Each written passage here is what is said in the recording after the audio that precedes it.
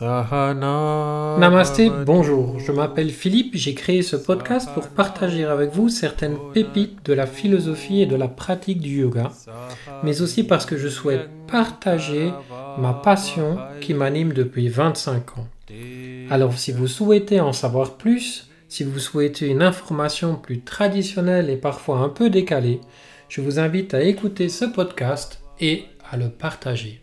Sans transition, je passe le micro maintenant à Elodie, qui elle-même prête sa voix à Natalia, qui vient de terminer la formation. Vas-y Elodie, c'est à toi. Sur le chemin de l'enseignement du Vini Yoga. À l'issue de ce travail, je prends pleinement conscience que le chemin pour devenir professeur de Vini Yoga est encore long. Au départ, 4 années de formation me semblaient interminables. Aujourd'hui, je comprends à quel point elles sont nécessaires, tant le yoga est vaste et profond, bien au-delà de ce que j'imaginais au début. Je pensais alors que le yoga se résumait principalement aux postures, mais au fil du temps, j'ai découvert toute la richesse de ses dimensions corporelles, respiratoires, mentales et spirituelles.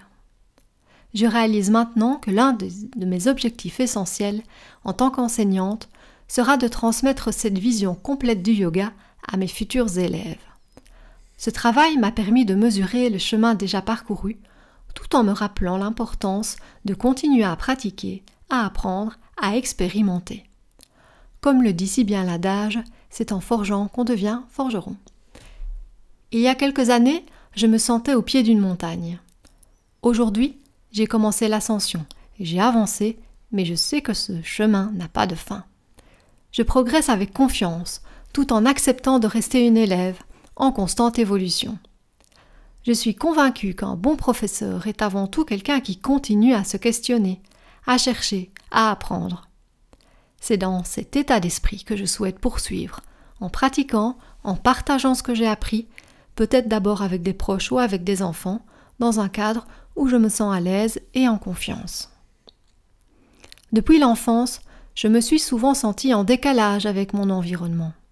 Très tôt, des questionnements et des angoisses profondes m'ont traversée, sur le sens de la vie, la mort, la place de l'humain dans l'univers.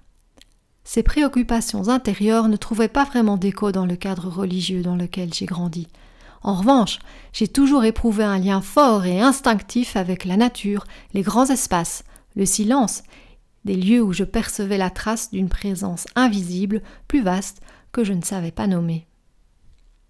À l'adolescence, puis au début de l'âge adulte, j'ai mis cette sensibilité en retrait, pour rentrer dans le moule.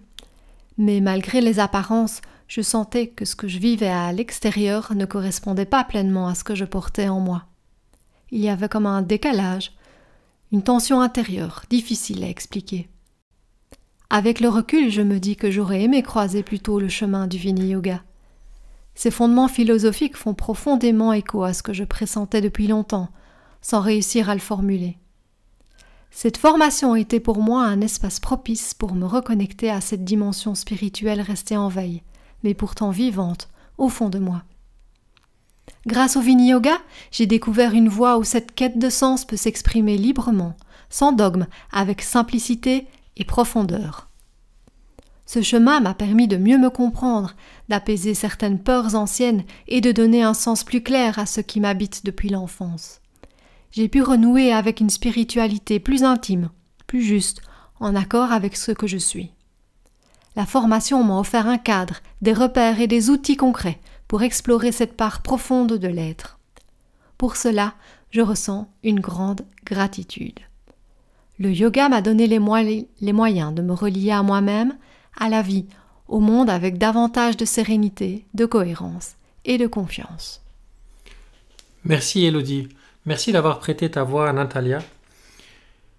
Voilà, vous voyez que le yoga est souvent uniquement assimilé aux postures et évidemment les postures sont une grande part du yoga puisque ces postures sont avant tout un moyen de s'explorer soi-même, d'aller à l'intérieur de soi, d'aller chercher une forme d'authenticité. Mais en plus de ça, il y a la philosophie du yoga, la pédagogie du yoga, l'éthique du yoga, il y a le groupe, les dialogues, les ateliers, et tout ça forme une partie intégrante de la formation dans l'esprit du yoga. Et c'est cette totalité qui permet à des personnes comme Natalia de pouvoir mieux se repositionner dans l'existence, et j'insiste, d'une manière tout à fait individuelle, authentique et personnelle. Et donc merci à Natalia pour ce magnifique témoignage de fin de formation qui m'a beaucoup touché. Merci à Elodie d'avoir prêté sa voix à cet exercice. Et si vous voulez en savoir plus, n'hésitez pas à visiter notre site www.mitra-yoga.be et à venir nous rendre une petite visite après avoir pris rendez-vous. Namasté. Om